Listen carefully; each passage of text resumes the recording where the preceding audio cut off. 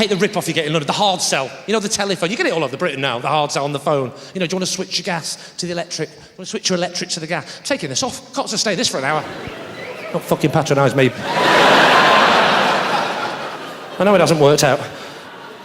I honestly bought this suit. I thought, I'm making a DVD. I'll get a new suit. I bought the suit. I looked at myself in the shop and I thought, hello, I've got a bit of the Al Pacino's going on here.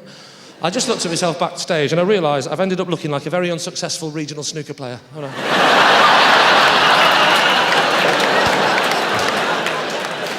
This is true, right? The telephone hard sell is the worst in the world. This is a true story. I was lying in bed the other day with a hangover. Yeah, it's awful, isn't it, when your cock's so big it won't stay in the bed.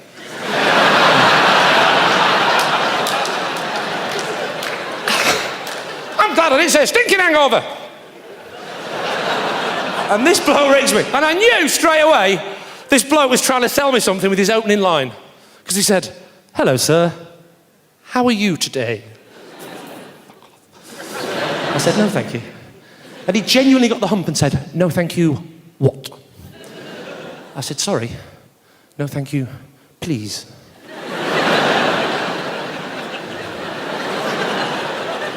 He said, I'm phoning from EDF. I said, I'm not interested. He said, I haven't told you what it is yet. I said, I know exactly why you're ringing. You're ringing to offer me a free season ticket to Wembley plus unlimited access to Dirty Brenda's all-night knocking shop with as many chocolate hobnobs as I can eat. He said, no, I'm not. I'm ringing to talk about your domestic fuel bills. I said, well, why didn't you say that in the first place? Keep talking, son. He said, well, sir, because you didn't get the sarcasm. He said, how would you feel about paying less for your gas? I said, honestly? He said, yes. I said, I reckon I'd feel exactly the same, but I'd be paying less for me gas.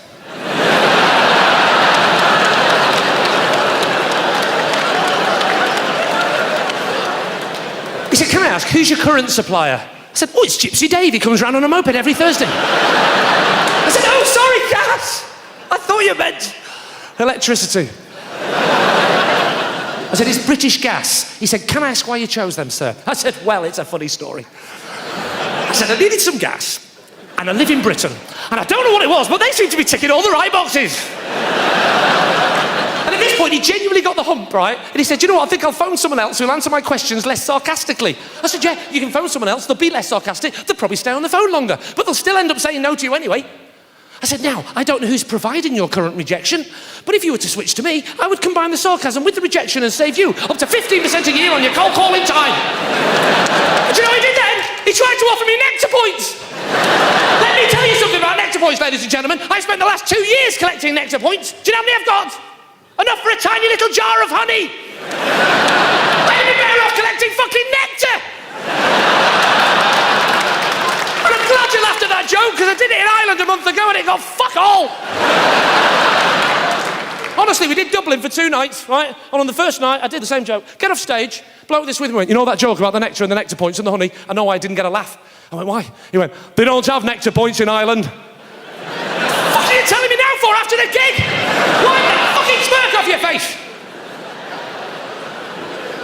He said, don't worry, tomorrow night, say Tesco's points.